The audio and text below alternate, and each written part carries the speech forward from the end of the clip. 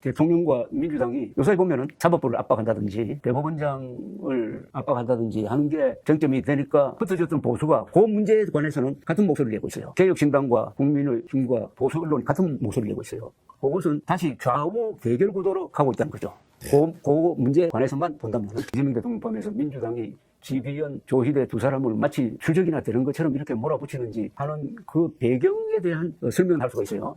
좋다 나쁘다의 판단 아닙니다. 네. 우선 지비현 부장판사는 지난 3월 초에 이상한 법리를 적용을 해가지고 구속기간을 날짜가 아니라 시간으로 계산을 해가지고 윤석열 구속 취소를 했잖아요. 그죠? 그게 얼마나 충격이었습니까? 맞습니다. 윤석열 씨를 구속시키는데 한 2달 동안 온 나라가 분열돼가지고 했는데 아무런 법리적 정당성 없이 풀어져버린 거예요. 네. 충격이죠. 더구나 탄핵 심판을 앞두고 그때 이재명 민주당뿐만 아니라 여러 사람들이 충격을 받았습니다. 이걸로 해가지고 판이 뒤집어지는 건 아니냐. 그런데 여기에다가 플러스 당시 검찰총장이 즉시 항고를 해야 될 텐데 즉시 항고를 안 했잖아요. 네. 그래서 사실은 검찰총장과 지휘원 부장판사가 합작을 해가지고 내란 수괴 혐의자를 풀어줘버린 거예요. 여기에 대한 어떤 저는 복수심 내지 분노가 있다고 봅니다. 그 다음 두 번째는 5월 1일 때 공직선거법 위반으로 이재명 당시 후보에 대한 전원합의체 판결이 나왔습니다. 예.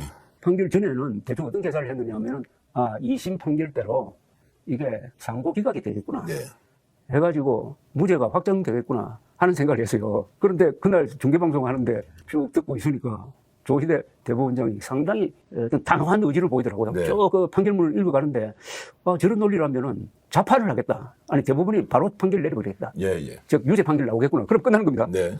그렇게 했는데 마지막에 가서는 그게 아니고 파기환송이더라고. 파기환송. 그래서 이건 뭐지? 결론은 왜 저렇게 나오지?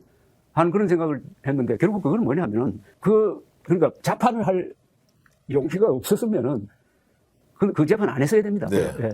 문제를 더 복잡하게 만들어 붙잖아요. 그래가지고 고등법원으로 파기환송하니까 결국 이재명 후보는 주마하고 그때 이재명 후보 측에서 느꼈던 어떤 공포감 이런 게 요사이는 조희대 대법원장을 압박하는 또는 사법개혁을 외치는 그 동력이 되었다고 봅니다.